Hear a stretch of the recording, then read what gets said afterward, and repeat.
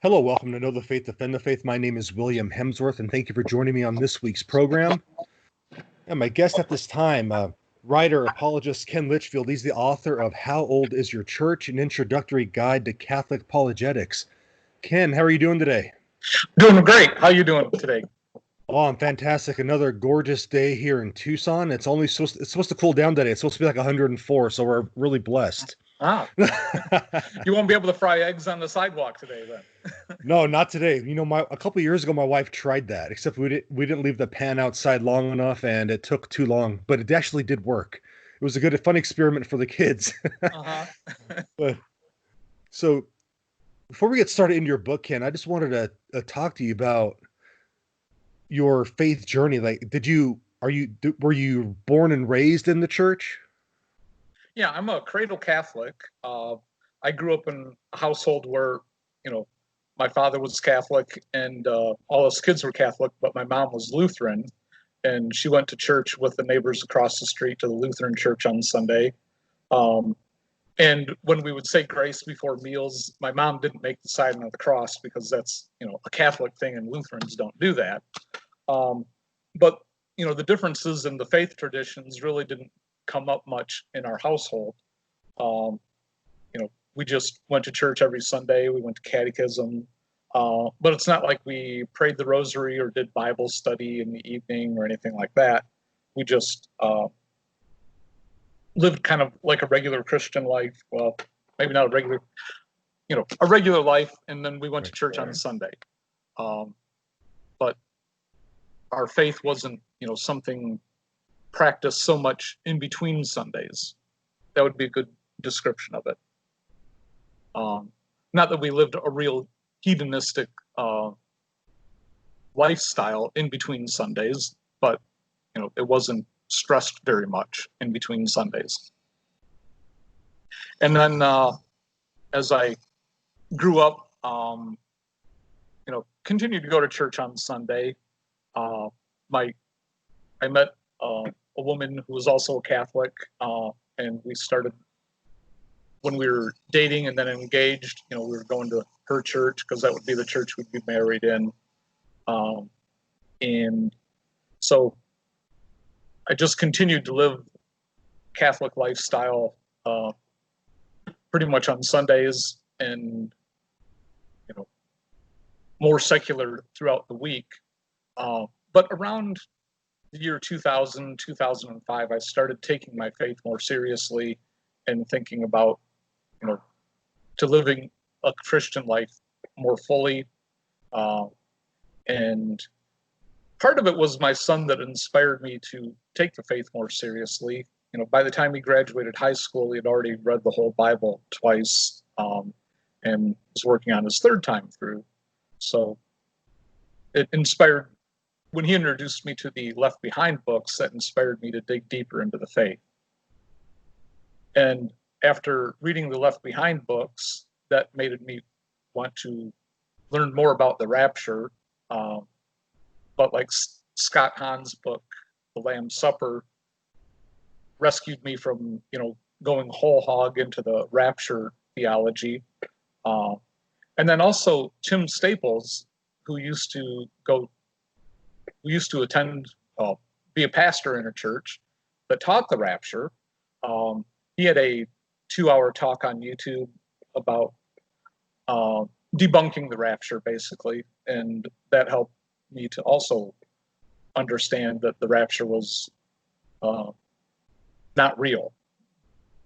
There will be like a rapture, but it's only at Jesus' second coming, and those that get caught up to meet Jesus in the air, well, they're going to come down with Jesus to earth. They're not going back up to heaven.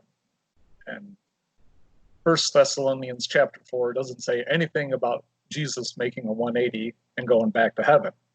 But that's the theology, the new theology that's taught in these rapture churches. So after learning about, debunking the rapture, like Tim Staples and Scott Hahn, they talked a lot about the church fathers. And also after learning about Tim Staples and Scott Hahn, I got onto Jimmy Akin, and lots of other apologists. Catholic Answers. And so I started listening to all these different apologists while I'm working on the old cars that I work on. And after listening to them for a few years, I built up a large library of knowledge in my head and started answering questions for people on Facebook. And then I started saving my answers on Facebook because some people, after my good explanations debunking what they were thinking, they would just delete the whole thread because they had lost the battle, basically. Classic. Not that I wanted to grind it into them, but it occurred to me, well, maybe I should save this stuff because it's going to disappear. So I really have to credit them for helping me to learn to defend the faith better. There was another guy from the Church of Christ. We didn't, do discussions on Facebook, but we did like email discussions, and I think we originally got acquainted on Facebook. And he would send me 3 pages, I would respond with 5 pages, and he'd send me 10 pages, and it just kept growing and growing. And actually, when I wrote my book, I dedicated it to them, I believe.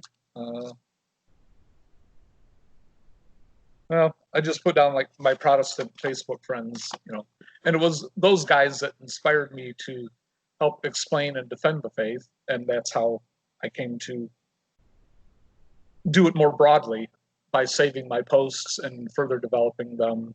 I built up a library of like 150 different canned responses, shall we say, that I can just copy and paste when people put up objections on Facebook. And because Facebook limits you to 8,000 characters, each one has to be compact and concise. You can't, write pages and pages and pages. It's roughly about 2.5 pages typewritten. So okay.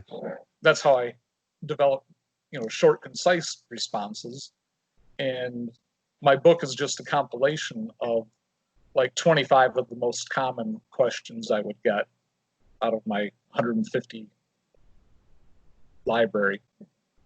Okay. The title, How Old Is Your Church? What was the genesis of that? How'd you come up with that title?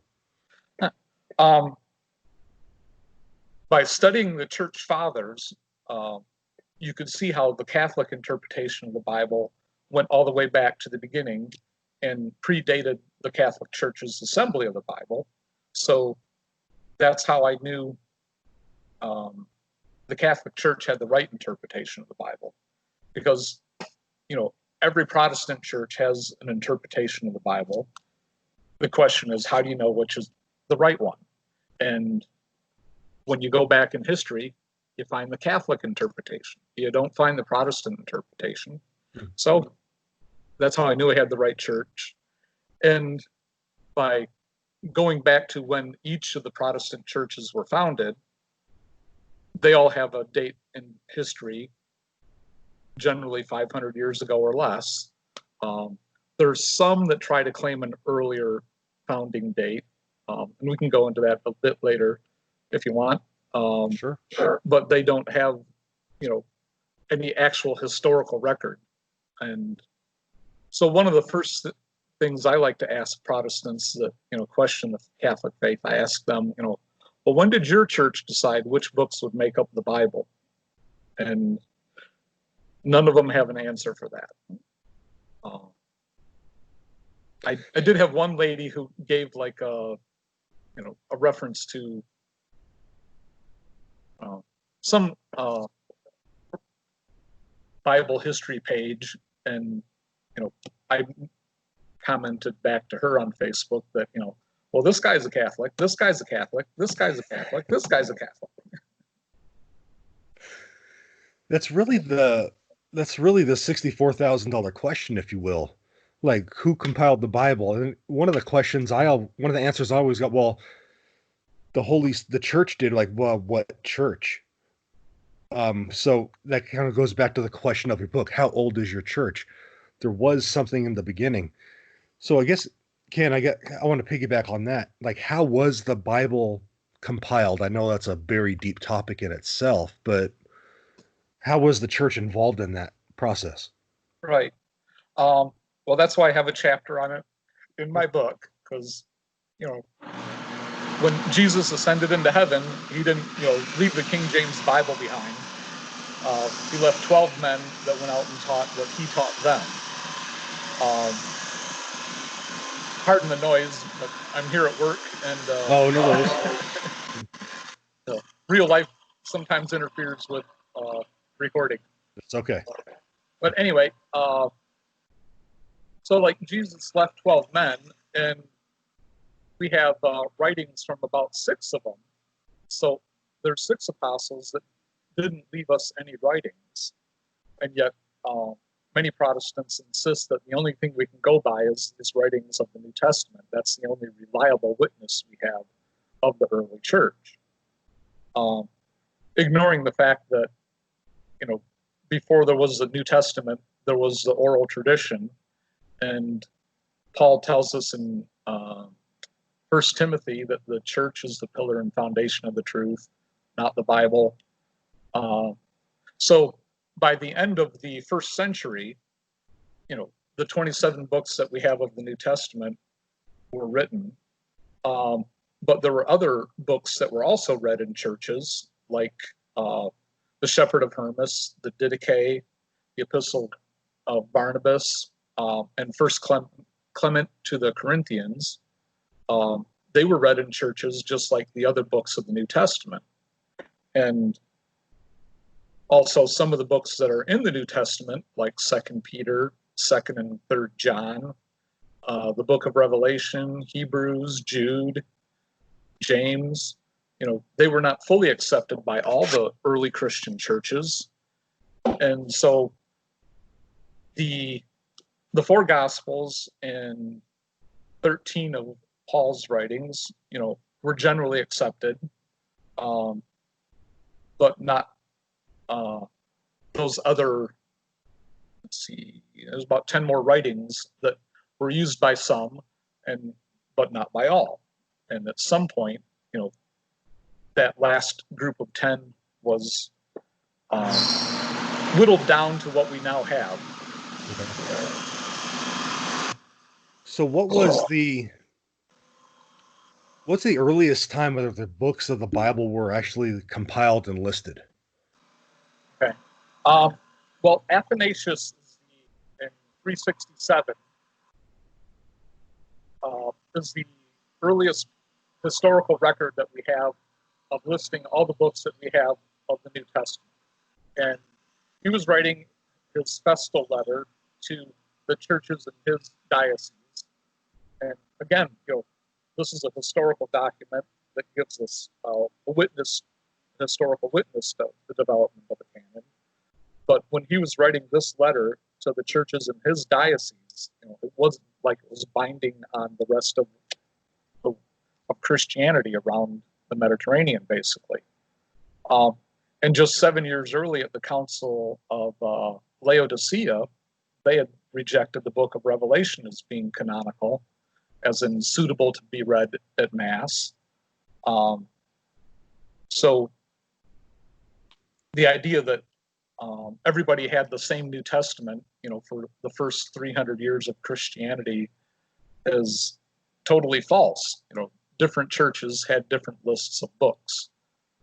So in 367, Athanasius gives us our first list of the books that we now accept as the New Testament. And before that, other churches may have had that same list, and other churches may not have had that same list. We just don't have any historical record from them. And then in 382, they had a council in the city of Rome, and Pope Damasus had given a list of books that they considered to be suitable for reading at Mass, and that included the same 27 that Athanasius had, and also all of our Old Testament books, including the 7 deuterocanonical books. So that's the first time that we have a list of the Catholic canon, basically. Athanasius used the deuterocanonical books for teaching and things like that, and would quote them as like he would any other scripture, but he didn't specifically list them as part of the canon that could be read at Mass. Okay. So in 382, we have a listing of the deuterocanonicals there. And I guess the question I always get, and the question I always asked when I was a Protestant, is why were those 7 books added to the canon at the Council of Trent? So basically you're saying that that's false. These have been there forever. Exactly. You know, the Old Testament, the scriptures that the apostles used generally was the Greek Septuagint, because that was the most commonly used set of Old Testament scriptures around the Mediterranean and in the Roman Empire at that time. The Jews largely used the Septuagint translation, which also includes some books that we don't have in our Bible now, like 3rd and 4th Maccabees, right. And Esdras, if I recall, also. So there was a larger set of scriptures that the Jews used when Christianity was developing, and it wasn't until like around 136 that the Jews rejected all of the books that we now call the deuterocanonical books. But before that, the Jews were still using them. And it's also my understanding the Ethiopian Jews, before they joined back to mainstream Judaism, they still had those books and their scriptures. So, you know, there has to be some distinction made on, you know, a book that is canonical and also in your scriptures. For the Greek Orthodox, who also have 3rd and 4th Maccabees in their scriptures, they're a lot looser on their canon. But when the Catholic Church, like at the Council of Rome in 382, they were saying, you know, these are the books that can be read at Mass. And they had excluded 3rd and 4th Maccabees at that time. Okay. Not to say that we should just throw them in the fire, just that they weren't suitable for reading at Mass. Right. So they'll be okay to read like on your own if you wanted to just read them on your own at home or whatever. But at Mass, these are the ones that are set. These are the ones that are to be read, nothing else. Exactly. So to keep that uniformity. Now, Ken, one of the things, your book is great, and thanks for putting it together. The people I've given it to have had a lot of great feedback on it.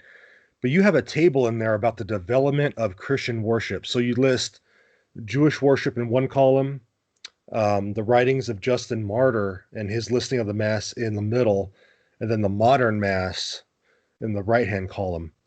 Why is that important for us to know? Yeah, great question. And the key to understanding Christianity, first century Christianity, is to understand that the first Christians were Jews. The Jews already had formalized worship, and it was just adapted to early Christian worship. And that's why the New Testament doesn't lay it out for us completely. You know, there's bits and pieces around the New Testament that we can piece together to find out what they were doing, but it was already established, so they didn't need to write a new worship manual for the early Christians because it evolved out of Judaism. You want to discuss the chart more, or? Well, what are the similarities between Mass now and what Justin Martyr laid out? Because I think some people don't catch that distinction there. Okay, yeah. The first thing is like Justin Martyr's first apology, written like around 155 AD. If anybody hasn't read that, they really need to read it. Yes. Because this is like 150 years before Constantine came along in the Roman Empire. And usually Protestants, say that Christianity got corrupted by Constantine. That's what they're taught. So if they read Justin Martyr's First Apology, they'll get a snapshot of Christianity 150 years before Constantine allegedly corrupted Christianity. And in full disclosure, you're going to find out Justin Martyr is very Catholic. He's not Protestant.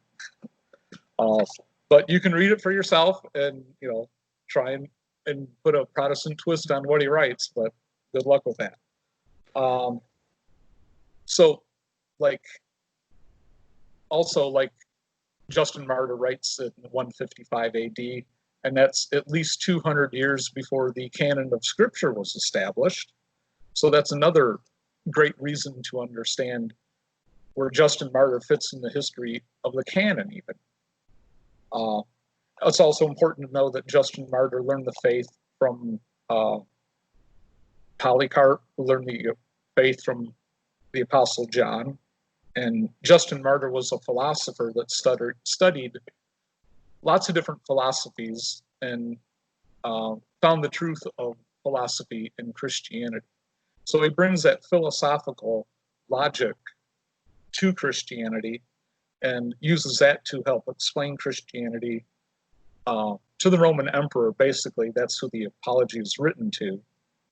And also, we should clarify for those that don't know about what an apology is. At the time of the Roman Empire, an apology was what it would be like in our modern day, would be like the case a lawyer would make for his client. So it's not apologetics is not about being sorry for the Catholic faith. It's about explaining the Catholic faith. Right. And although sometimes I have to apologize for bad Catholics. Unfortunately, that's the case. But like you said, we're not apologizing. We're defending, we're explaining, we're answering the questions. And Justin Martyr was just on a side note, Justin Martyr was one of the keys for me in my conversion, because I was reading one of the first classes I took in seminary for my church history major was about the church fathers. And this was at a Baptist seminary, and lo and behold, there's Justin Martyr's description of the Mass, and I set out trying to find where that church was, and here I am today. Yeah, there you go. So there it goes, like you said, very Catholic. Yep. Now, Ken, at the top of the program, you started discussing how some Protestant churches try to trace their lineage back to the time of the apostles. What Protestant denominations try to do that? Well, the Baptists have some of them, use a book called The Trail of Blood. Oh yeah, okay. And they use all these different heretical groups as like their early Baptist churches because they were persecuted by the Catholic Church. So they must have been Baptists. That's what their thought is. But if anybody studies the theology of these early heretical groups, they would find out that their modern Baptist church doesn't teach what those groups taught. The Trail of Blood just tries to claim those as early Baptists because they were persecuted by the Catholic Church. So that's how they try to pretend like their faith goes back to some even claim that goes back to John the Baptist. He was the first Baptist. I've heard that because of the whole Baptist part. Okay. Right. Yeah. It's a real stretch, but people will go miles to prove, to try and claim that they're not wrong for what they're doing. Well, I think it's an important point, though. They're trying to get that historical connection that really they don't have. Exactly.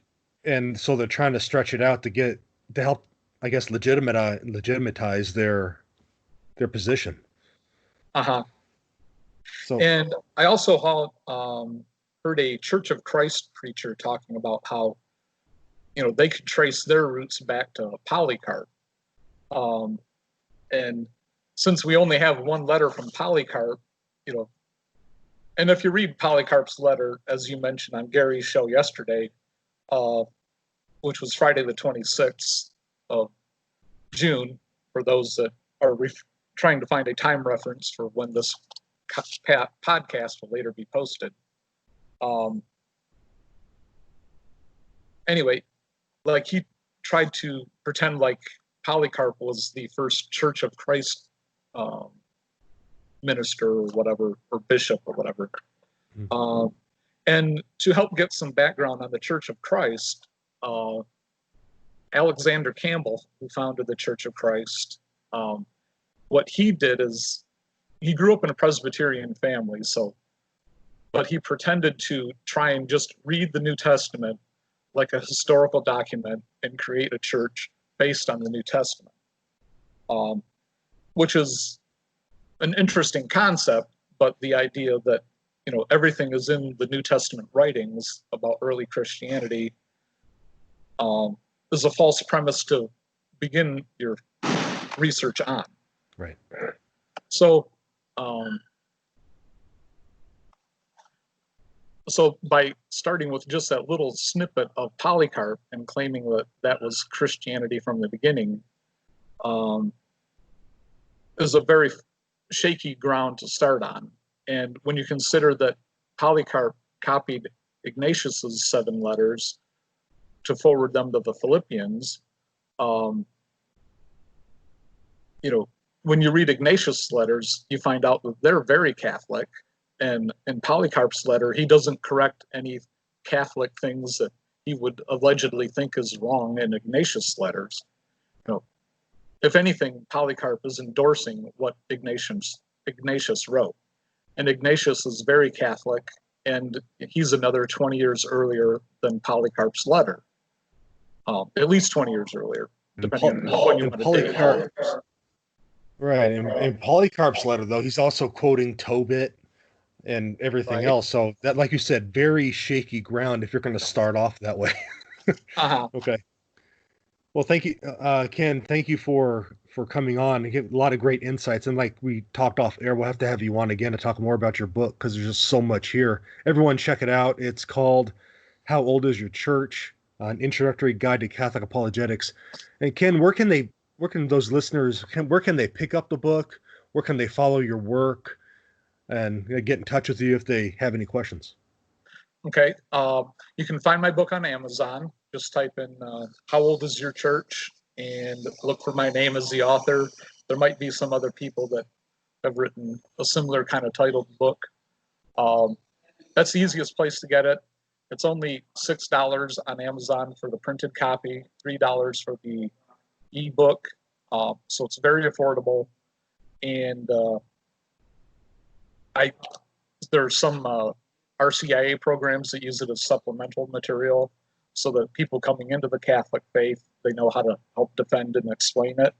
I have another guy who's using it in prison ministry. And great. Then if people want to get a hold of me, they can find me on Facebook, or they can send me an email to kenlitchfield61@gmail.com. And if somebody sends me an email and they request my apologetic package, I'll send them all 150 plus writings for free, and they can use that to help learn the faith and defend the faith too. Because it's about sharing the faith. It's not about, my aggrandizement or me making money. Well, amen. Ken, thank you again for coming on today. I really appreciate it. Thank you very much for having me, William, and good luck with your new ministry. Thank you. I'll keep praying for you and hope it goes well for you. Oh, I appreciate that very much. All right, God bless you. God bless you. Bye.